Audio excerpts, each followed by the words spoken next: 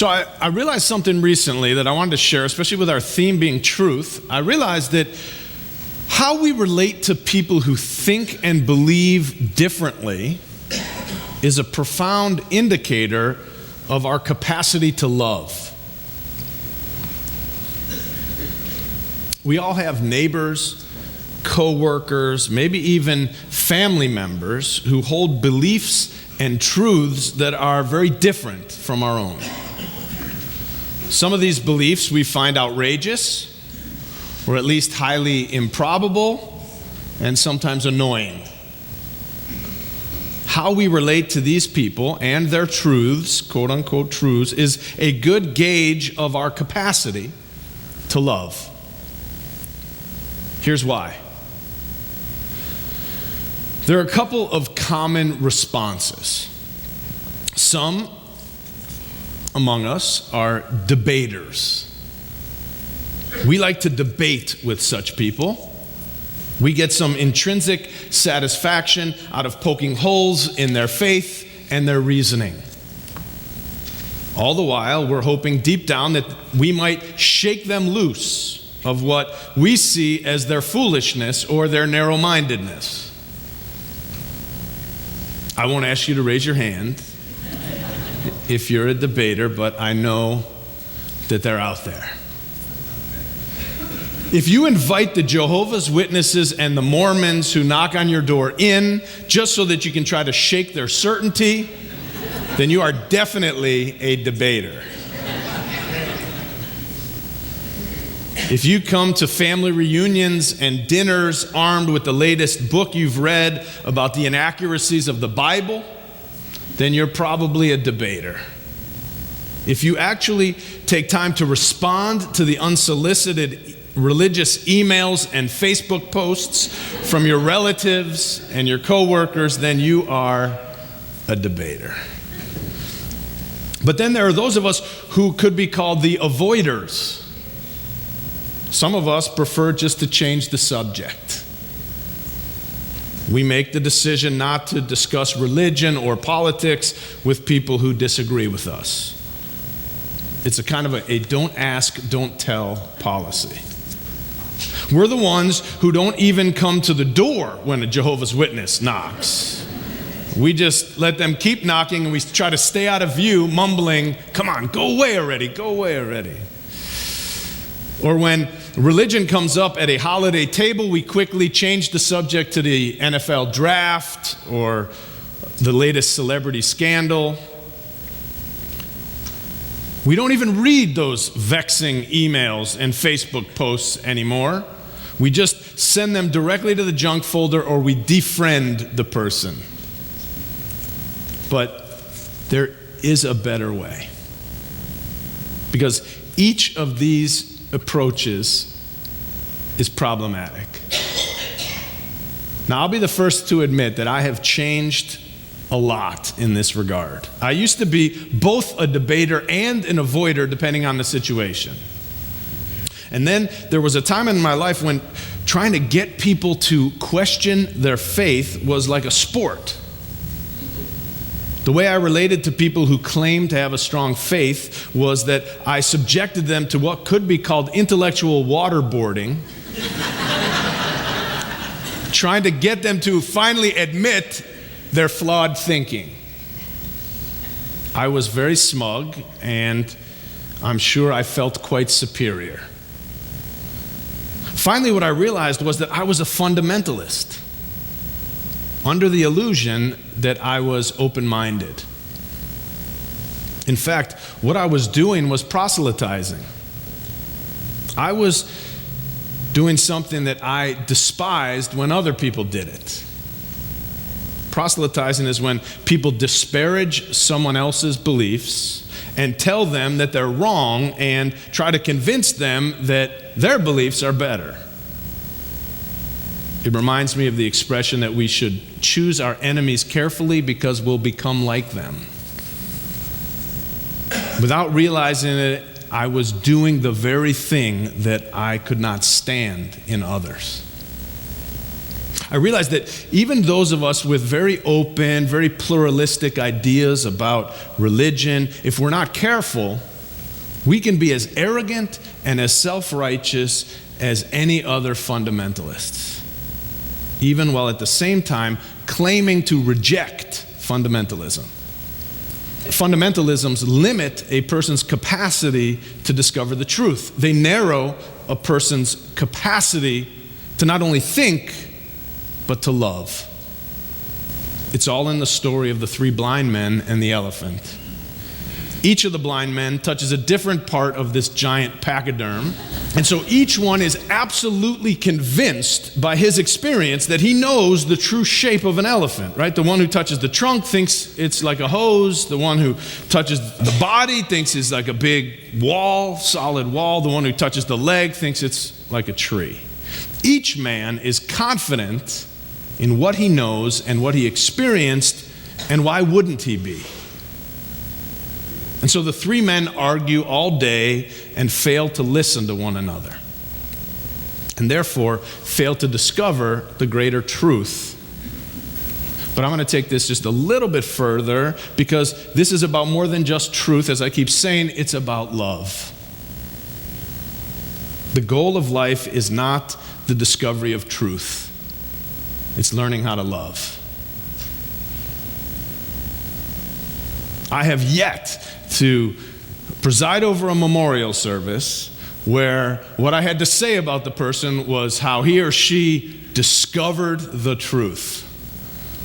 But the benediction of a life is often about the person's experience of love. Now, why? Why? Because we know that despite all seeking, we'll never discover for sure and with total certainty the quote-unquote truth. We say in our covenant in this congregation, we seek the truth in love. Why do we seek the truth in love? Because knowing that we may never discover the truth, at least we know that along the way we are going to love and be loving in how we do it. And so we place love beyond belief. Because too often, and tragically, people put their beliefs above love. We see beliefs breaking up families, breaking up communities, creating wars, in fact. So to put a fine point on this, I want to share a dramatic story from my own experience of my coming to face to face with my own hypocrisy and my own narrow-mindedness. And you may have heard some part of this story before, but it bears repeating, and it has to do with this concept of speaking in tongues. It's not something that I have ever done. And to be honest, long ago I decided that it was kind of a crazy thing that only weird people and people who are kind of messed up in the head would do. I'm just going to keep it real this morning. Up until a few years ago, I'd only seen speaking in tongues, or glossolalia as it's sometimes referred to, by watching it on television, seeing it on like one of these religious stations as I was flipping through the channels, and it's fair to say that I developed a quick prejudice. Like all prejudices, it had the benefit of making me feel superior. And like all prejudices, once uncovered, it exposed my ignorance and my arrogance. But in my own defense, if you have never experienced speaking in tongues before, and you're channel surfing, and you see people pacing and yelling and babbling and flailing their arms on television while a preacher is shouting and wiping sweat off his brow with a handkerchief, the whole thing looks pretty bizarre. It feels a lot like when you're flipping through the channels and you come across the nature channel and something just, is just happening, like flamingo mating ritual or something. You go, this is crazy. I can't believe this happens.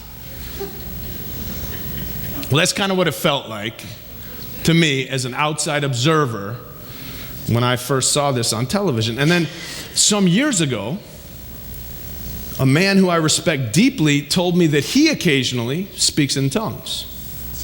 Now, I was shocked, and I asked him how often. And he said, sometimes once or twice a week. Now, this man is, among the smartest people that I know, very accomplished person in the world. In fact, he's an agnostic and a professional and a longtime member of this congregation. Now, by the way, it's important for me to tell you, I asked his permission before sharing this story. I always ask people's permission before sharing their stories from the pulpit. So you can imagine, though, my surprise when I had all these prejudices, and then this very intellectual, agnostic, tells me that he occasionally speaks in tongues. So I had to figure this out. Suddenly, it became harder for me to just discount this whole phenomenon as complete lunacy. It turns out that he grew up in a charismatic church, and he learned to practice speaking in tongues as a young boy. He did it for many, many, many years.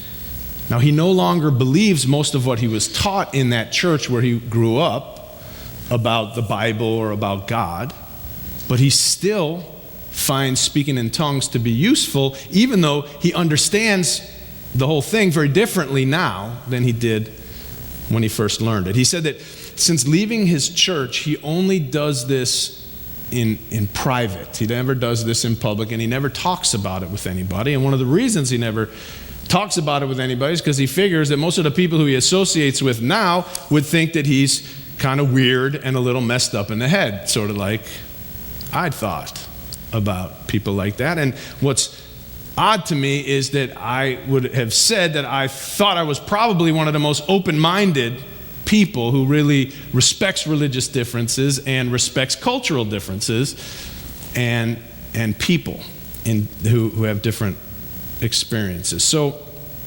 suddenly, here I am, I'm confronted with this perfectly sane, very intelligent person who I've known and trusted for years, telling me that he speaks in tongues. So this gave me the opportunity to ask him what it was like, and to ask him how he reconciles such an experience with his agnosticism.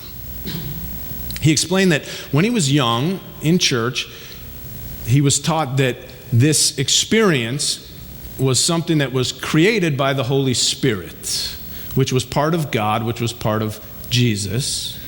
And the whole experience, placed alongside or on top of this experience, were a whole bunch of doctrines and a whole bunch of dogmas that were things that included ideas like non-believers will burn in hell, that the Bible is to be taken literally, that women are meant to be submissive to men, that being gay and all sex outside of marriage is a sin, and many other doctrines. And since his experience of speaking in tongues was real and undeniable, for a long time he assumed that the way that it was explained and the doctrines that were attached to it by the people who taught him about speaking in tongues and taught him about religion were also, those doctrines must be real and undeniable. Now, when he became older, he started to question the dogmas, and he found that he could no longer accept these different views about God and the Bible and women and gay folks and all kinds of other things. In fact, in his mind, the entire idea of God seemed irrelevant. And yet, he still occasionally would have the experience of speaking in tongues.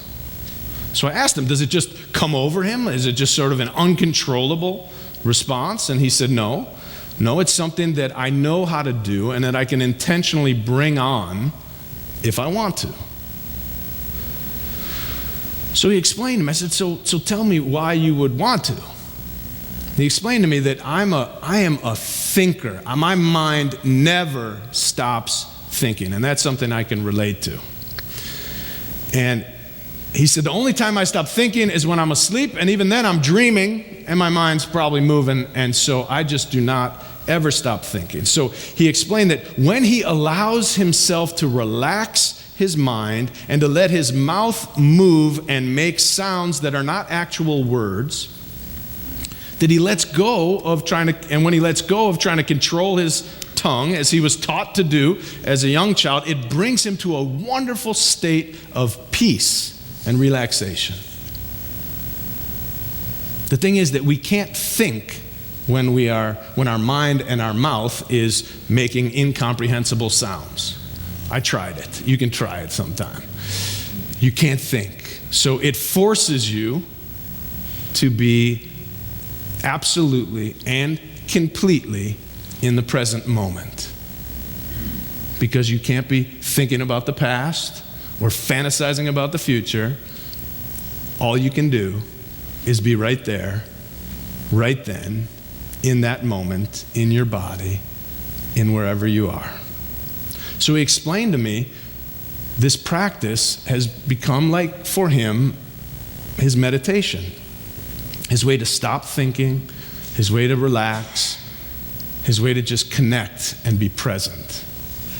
And I realized that I was somebody who accepted all kinds of different forms of spiritual practice, Tai Chi and yoga and meditation and chanting and all these different ways that people have discovered throughout time and religions and cultures around the world how to quiet the mind, stay present in the moment, and to feel a connection to the world and themselves and the moment, and shut off the monkey mind, or the mind that's always thinking and fantasizing and remembering and has trouble just staying present.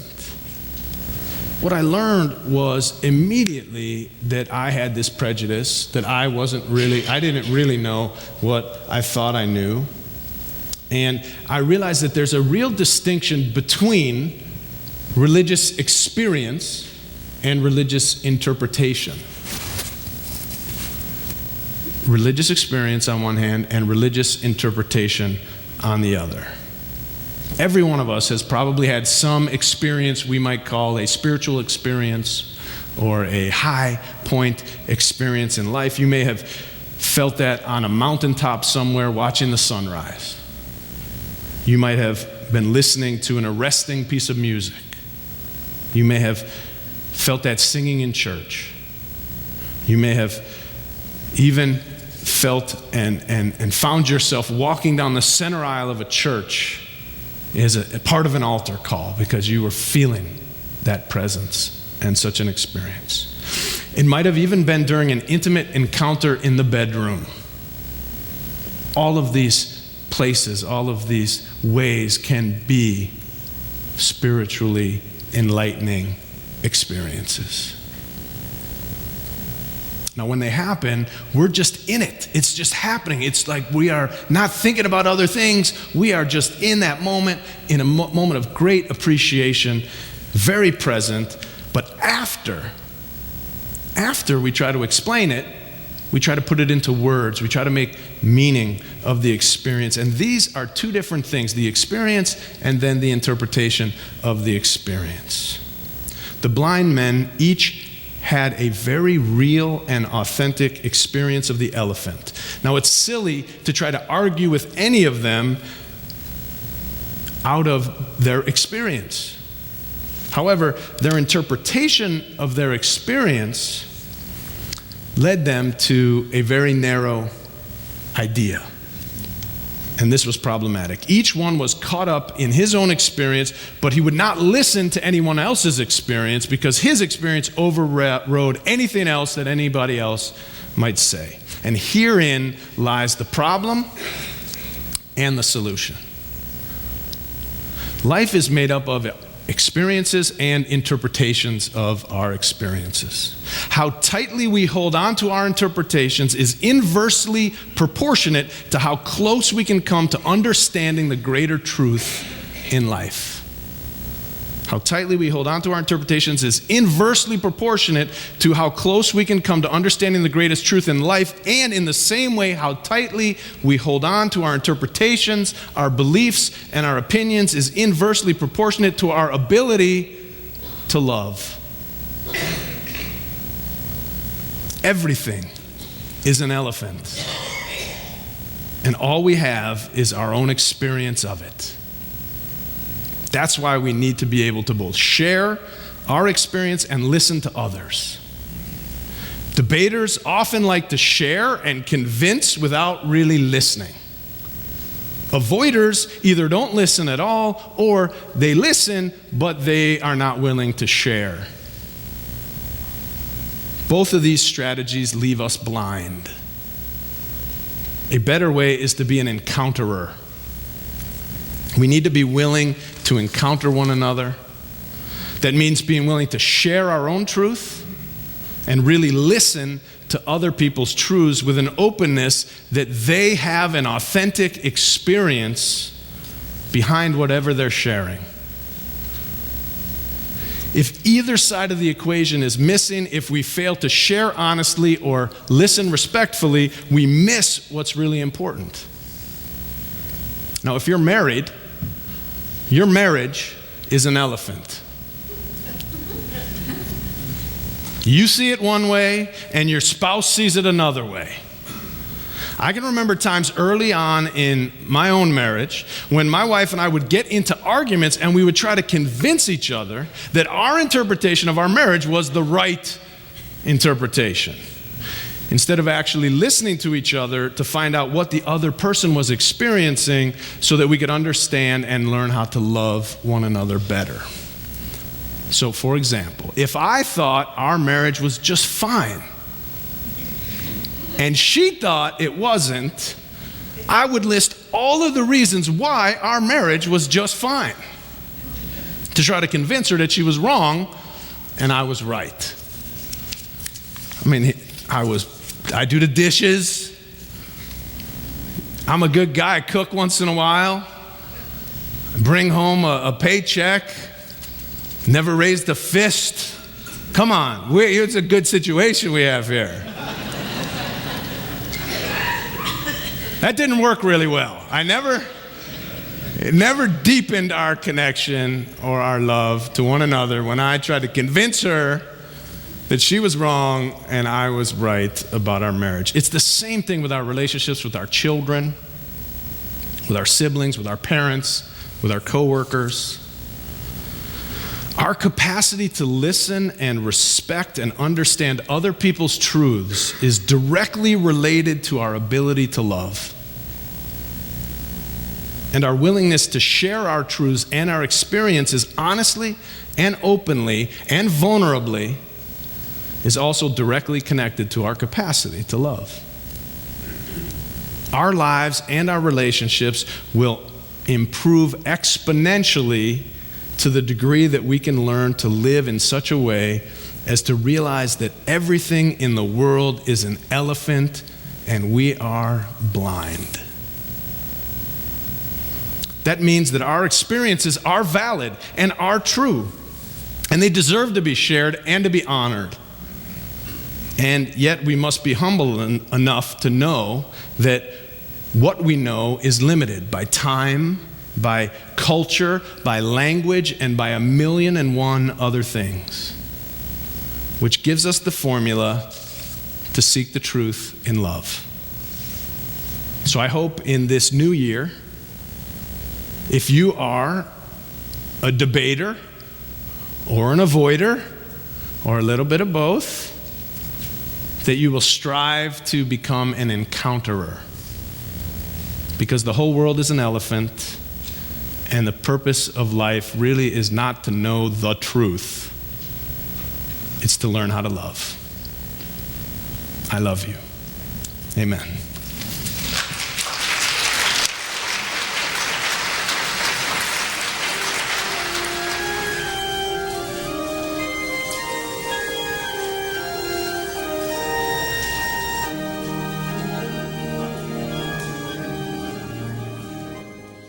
We are your church, and we are proud to be your church, or at least a church that's having a positive impact on your life.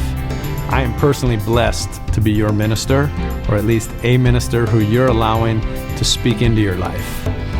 I hope you'll support our ministry and share your love beyond belief by texting LOVEBB to 41444 or go to our website. But you can just text LOVEBB to 41444 and make your gift. It's wonderful. Thank you. Be blessed and be a blessing.